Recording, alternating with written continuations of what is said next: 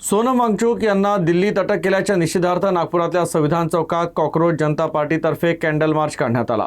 शिक्षणतज्ञ आणि सामाजिक कार्यकर्ते सोनम वांगचुक यांना 20 दिवसांच्या उपोषणानंतर दिल्ली पोलिसांतर्फे अटक करण्यात आली। उच्च न्यायालयाच्या आदेशाप्रमाणे त्यांच्या योग्य त्या उपचारासाठी त्यांना अटक केल्याचं बोललं जात आहे। मात्र याचे पडसाद देशभरासह नागपुरात देखील पाहायला मिळाले। शनिवारी सकाळी सोनम वांगचुक यांना जंतर मंतर इथून अटक करण्यात आली। त्यांच्या बिघडत्या प्रकृतीचा संदर्भ देत ही अटक केल्याचं सांगण्यात येत आहे। वांगचुक यांच्या अशा अटकेनंतर आता कॉकरोच जनता पार्टीचे मुख्य अभिजित दीपके हे उपोषण करणार आहे।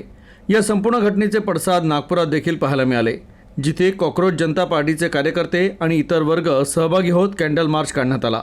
यावेळी उपस्थितांनी आपल्या तीव्र प्रतिक्रिया दिल्या। बीते 21 दिनों से सोनम वांगचुक जंतर मंतर पर अपना आंदोलन कर रहे थे। उनका धरना शुरू था।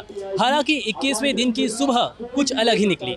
इस 21वें दिन की सुबह को पुलिस वाले डॉक्टर के भेष में आए और सोनम वांगचुक को उठाकर लेके गए, जिसके बाद अब अभिजीत दीपके ने यह ऐलान किया है कि अब वो इस आंदोलन को आगे बढ़ाएंगे। जंतर मंतर पर अब वो भूख हड़ताल करेंगे। इसी कड़ी से जुड़े पूरे नागपुर में अब संविधान चौक पर यूथ खड़ा हो गया है। यूथ इसे कंडेम कर रहा है और इसी कड़ी से जुड़कर हमारे साथ कुछ लोग हैं। हम उनसे भी बात करेंगे कि ये जो पूरा महकमा है उसे लेकर इनकी क्या राय है। तो मैम, सीजेपी, सोनम वांगचुक, ये पूरा देश अभी जान रहा है कि क्या आंदोलन चल रहा है।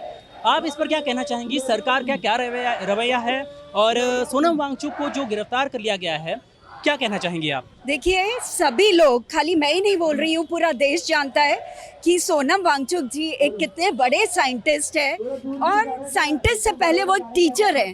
तो टीचर को अपने बच्चों की जिम्मेदारी, अपने देश के बच्चों की जिम्मेदारी पूरी अच्छी तरीके से मालूम है।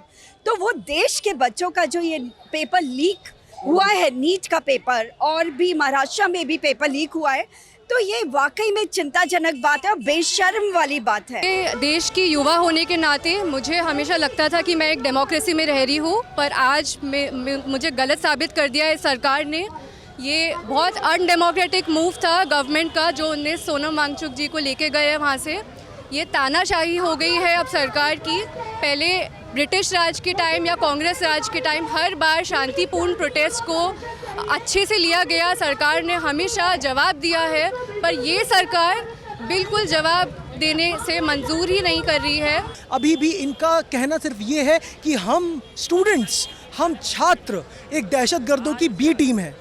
तो अब इस पे हम छात्र क्या ही बोले। हमारी मांगे नहीं ना सुनी जा रही है, ना परखी जा रही है, ना हमसे बात हो रही है, ना कोई हमसे आके ये पूछ रहा है कि हम चाहते क्या हैं। पेपर लीक जो हुआ है वो सरकार ने उसकी जिम्मेदारी लेना चाहिए और धर्मेंद्र प्रधान जी ने उसका इस्तीफ़ा देना चाहिए। और जो आज सुबह हुआ है सोनम वांगचुक जी के साथ, वो सही में एक बर्बरता थी। सरकार डर चुकी है और सरकार अभी अपनी मनमानी कर रही है।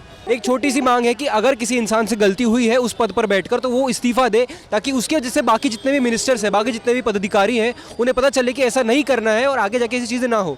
तो अगर इस चीज़ पर कोई एक्टिविस्ट, कोई इन्वायरमेंटलिस्ट इस चीज़ पर धरना देता है, हंगर स्ट्राइक करता है, तो सरकार का ये काम बनता है कि यहाँ पे एक जान दांव पे लगी है और कितने ही लोग सुसाइड कर चुके हैं। तो ऐसे वक्त में ये उनका दायित्व बनता है कि जो मांगे हैं उनको पूरी की जाए, क्योंकि मांगे कोई इलेजिटिमेट नहीं है। सारी की सारी लेजिटिमेट मांगे हैं कि इस्तीफा देना चाहिए, अकाउंटेबिलिटी लेनी चाहिए। पूरे चौक पर हमें सिर्फ यूथ नहीं दिखाई दे रहा है, हमें यहाँ लगभग हर एज का व्यक्ति दिखाई दे रहा है, जिसका मतलब ये साफ है कि जो हुआ उसका असर बहुत बड़े पैमाने पर पड़ा है।